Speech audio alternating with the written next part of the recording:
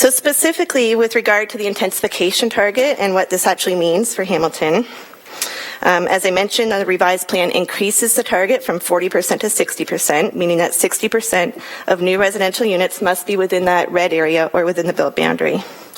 So what does this mean for Hamilton? To get a better understanding of what this means, I've shown on the slide the intensification numbers that we are currently achieving. So as you can see, I'm not sure if this is working. No, I'm sorry, this isn't working. But in 2015, we just met the 40% intensification target. We were at 42%. In previous years, we've been close, but we hadn't quite met the 40%. So now the province wants to increase this to 60%.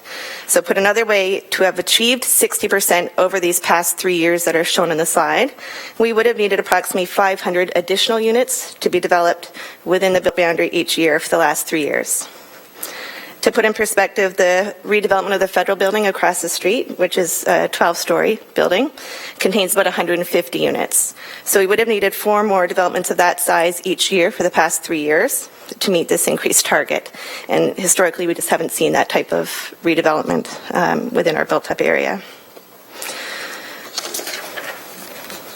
What this means is that in order for the city to meet our growth forecasts, which the province has provided to the year 2041, we know how many people and jobs they say we will have in the city to that year.